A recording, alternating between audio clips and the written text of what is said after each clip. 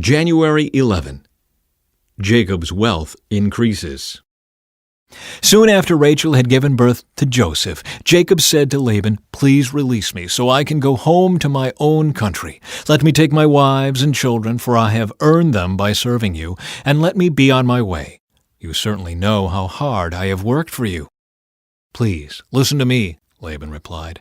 "I have become wealthy, for the Lord has blessed me because of you. Tell me how much I owe you. Whatever it is, I'll pay it." Jacob replied, "You know how hard I've worked for you, and how your flocks and herds have grown under my care. You had little indeed before I came, but your wealth has increased enormously. The Lord has blessed you through everything I've done. But now, what about me? When can I start providing for my own family?" "What wages do you want?" Laban asked again. Jacob replied, "Don't give me anything. Just do this one thing, and I'll continue to tend and watch over your flocks. Let me inspect your flocks today and remove all the sheep and goats that are speckled or spotted, along with all the black sheep. Give these to me as my wages. In the future, when you check on the animals you have given me as my wages, you'll see that I have been honest. If you find in my flock any goats without speckles or spots, or any sheep that are not black, you will know that I have stolen them from you." "All right," Laban replied. "It will be as you say." But that very day Laban went out and removed the male goats that were streaked and spotted, all the female goats that were speckled and spotted or had white patches, and all the black sheep. He placed them in the care of his own sons, who took them a 3 days' journey from where Jacob was. Meanwhile, Jacob stayed and cared for the rest of Laban's flock. Then Jacob took some fresh branches from poplar, almond, and plane trees and peeled off strips of bark, making white streaks on them. Then he placed these peeled branches in the watering troughs where the flocks came to drink, for that was where they mated. And when they mated in front of the white-streaked branches, they gave birth to young that were streaked, speckled, and spotted. Jacob separated those lambs from Laban's flock, and at mating time he turned the flock to face Laban's animals that were streaked or black. This is how he built his own flock instead of increasing Laban's. Whenever the stronger females were ready to mate, Jacob would place the peeled branches in the watering troughs in front of them. Then they would mate in front of the branches. But he didn't do this with the weaker ones, so the weaker lambs belonged to Laban and the stronger ones were Jacob's. As a result, Jacob became very wealthy, with large flocks of sheep and goats, male and female servants, and many camels and donkeys. Jacob flees from Laban.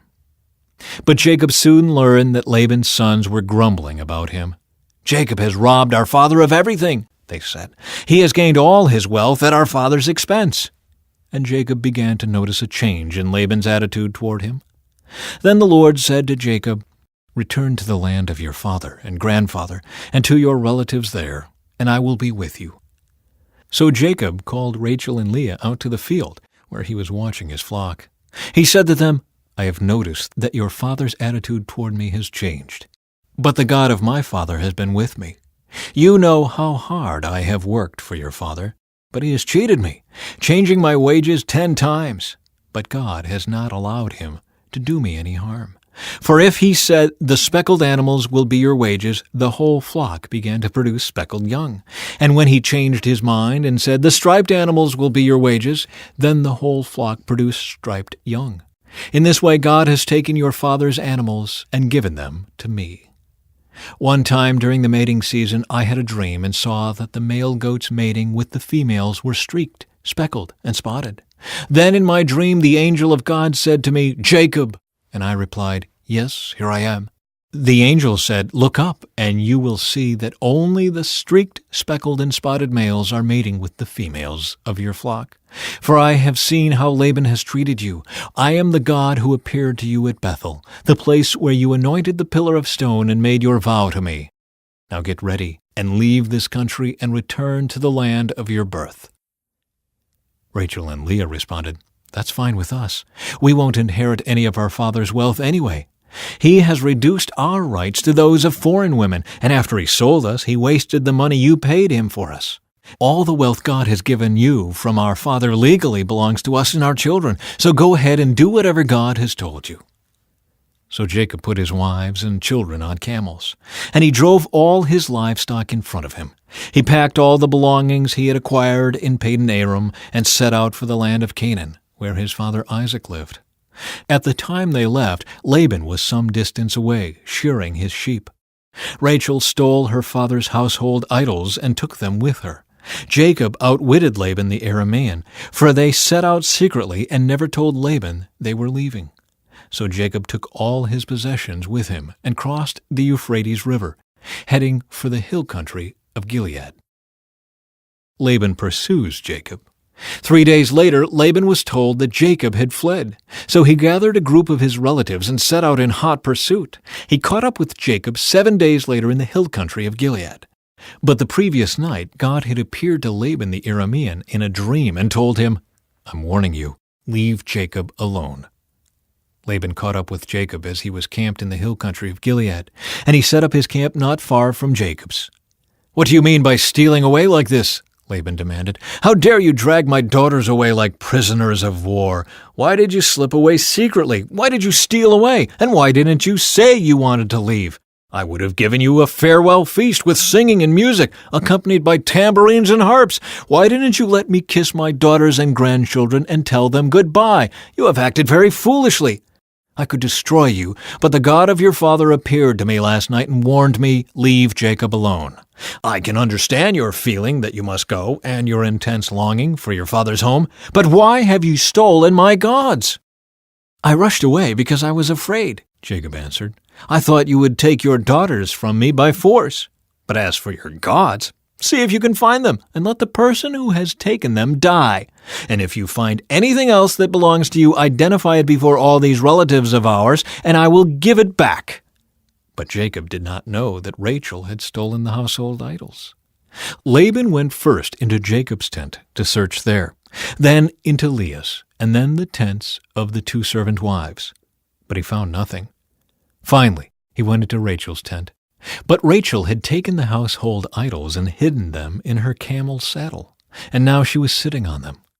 When Laban had thoroughly searched her tent without finding them, she said to her father, "Please, sir, forgive me if I don't get up for you. I'm having my monthly period." So Laban continued his search, but he could not find the household idols. Then Jacob became very angry, and he challenged Laban. "What's my crime?" he demanded. "What have I done wrong to make you chase after me as though I were a criminal? You have rummaged through everything I own. Now show me what you found that belongs to you. Set it out here in front of us before our relatives for all to see. Let them judge between us. For 20 years I have been with you, caring for your flocks. In all that time your sheep and goats never miscarried. In all those years I never used a single ram of yours for food. If any were attacked and killed by wild animals, I never showed you the carcass and asked you to reduce the count of your flock. No, I took the loss myself. You made me pay for every stolen animal, whether it was taken in broad daylight or in the dark of night. I worked for you through the scorching heat of the day and through cold and sleepless nights. Yes, for 20 years I slaved in your house. I worked for 14 years earning your 2 daughters, and then 6 more years for your flock. And you changed my wages 10 times. In fact, if the God of my father had not been on my side, the God of Abraham and the fearsome God of Isaac, you would have sent me away empty-handed. But God has seen your abuse and my hard work. That is why he appeared to you last night and rebuked you." Jacob's treaty with Laban.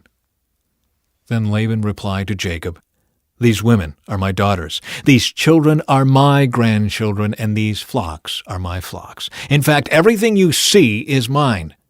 But what can I do now about my daughters and their children? So come, let's make a covenant, you and I, and it will be a witness to our commitment."